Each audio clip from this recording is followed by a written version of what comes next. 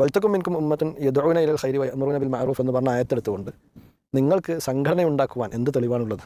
അതേ തെളിവ് തന്നെയാണ് ഞങ്ങൾക്ക് ഉള്ളത് എന്ന് സ്ഥാപിക്കാനാണ് അയാൾ തുടക്കം മുതൽ ശ്രമിച്ചത്. ഒരു സംശയം എന്താണെന്ന് വെച്ച് കഴിഞ്ഞാൽ ഈ നബിദിനത്തെക്കുറിച്ച് ഇവർ എഴുതിയ ലേഖനങ്ങളുണ്ട്.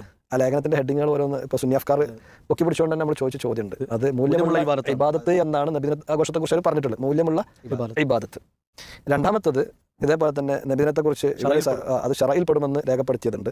അതുപോലെ തന്നെ ഇത് ലൈലത്തുൽ ഖദറിനേക്കാൾ പുണ്യമായത് എന്ന് പറഞ്ഞിട്ടുണ്ട്. 2 പെരുന്നാൾ ദിനത്തേക്കാൾ മഹത്വമുള്ളത് എന്ന് രേഖപ്പെടുത്തിയിട്ടുണ്ട്. എന്ന് പറഞ്ഞാൽ ഇതിനെ മൊത്തം ഒരു ഇബാദത്തിൻ്റെ തലത്തിലേക്ക് കൊണ്ടുപോകുന്നു. ഈ സംഘടന എന്നത് എന്തല്ല, ഒരു ഇബാദത്തുമായി ബന്ധപ്പെട്ട വിഷയമേ അല്ല.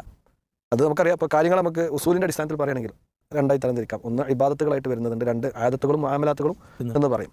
ഇപ്പോൾ ഈ ആദത്തുകളുടെയും മുആമലാത്തുകളുടെയും പ്രത്യേകത എന്താ വെച്ചാൽ തെളിവിൻ്റെ ആവശ്യമില്ല. അത് അതിൻ്റെ അസലിൽ തന്നെ ഹലാലാണ്. സംഘടന എന്ന് പറയുന്ന സംഭവം വരുന്നത് ഈ പറഞ്ഞ ആദത്തുകളുടെയും മുആമലാത്തുകളുടെയും ഇന്തിഫാകൾ എന്നൊക്കെ പറയും, ഉപകാരങ്ങൾ എടുക്കുക എന്നൊക്കെ പറഞ്ഞ ഗണത്തിലാണ്. ആ സംഘടന ഉണ്ടാക്കാൻ പ്രത്യേകിച്ച് ദീനിൽ തെളിവിൻ്റെ ആവശ്യം തന്നെ ഇല്ല. പിന്നെ ആയത്തോതി എന്തിനാന്ന് വെച്ച് കഴിഞ്ഞാൽ ഈ പറഞ്ഞ പോലെ തന്നെ പണ്ട് ഇവരെ പോലത്തെ ആളുകളുടെ കൂട്ടത്തിൽപ്പെട്ട ആൾക്കാർ സംഘടന ഉണ്ടാക്കിയപ്പോൾ എന്താ അതിൻ്റെ തെളിവ് എന്ന് ചോദിച്ചപ്പോൾ ഇപ്പോൾ തെളിവാണെങ്കിൽ ഒരു പൊതുവായ തെളിവ് വൽതക്കും മിൻകും ഉമ്മ എന്ന ആയത്തോതി. അതായത് ആയത്തോതിക്കാണ് സംഘടന ഉണ്ടാക്കിയതല്ല. സംഘടന ഉണ്ടാക്കി കഴിഞ്ഞപ്പോൾ ഇതിനെന്താ തെളിവ് എന്ന് വെച്ചപ്പോൾ ഓതി ആയത്താണ്.